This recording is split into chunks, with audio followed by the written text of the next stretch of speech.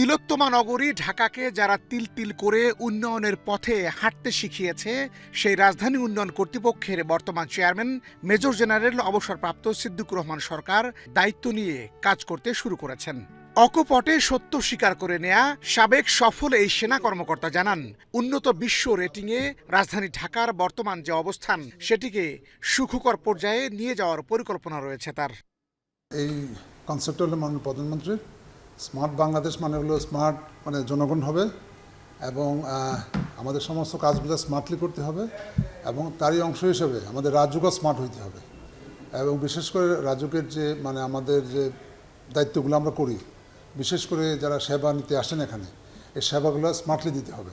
বর্তমানে আমরা যে অবস্থায় আছি, আমাদের বিশ্বে কিন্তু রেটিংয়ে আমরা অনেক পিছিয়ে আছি আর কি।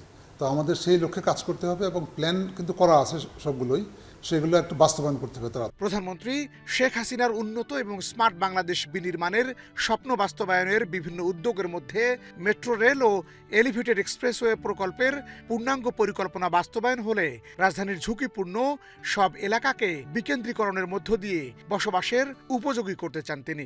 আমরা ঢাকা শহরে, বিশেষ করে পুরান ঢাকায় আপনার হাজারীবাগে আমরা একটা রিজেনারেশন ব্লক, একটা 63 একর জায়গা নিয়ে আমরা করছি, একদম মডার্ন শহরের মতো করবো আমরা ওখানে।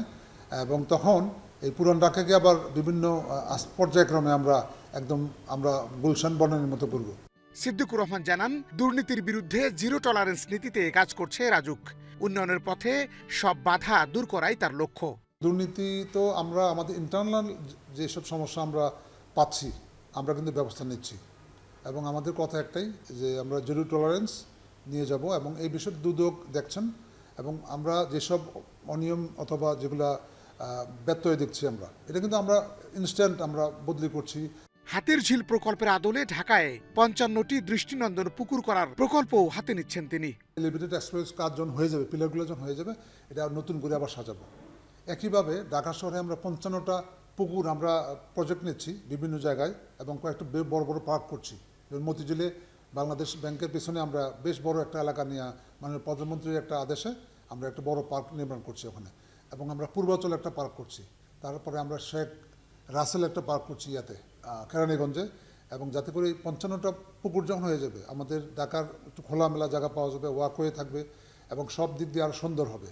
4 কোটি মানুষের পদভারে মুখরিত রাজধানীকে নাগরিকদের স্বপ্নের মতো সাজিয়ে দেওয়ার মানসিকতা নিয়ে পূর্ণ মেয়াদে নিজেকে বিলিয়ে দিতে চান এই সেনা কর্মকর্তা। পর্যায়ক্রমে আমরা বাতেন বিপ্লব, এশিয়ান টেলিভিশন, ঢাকা।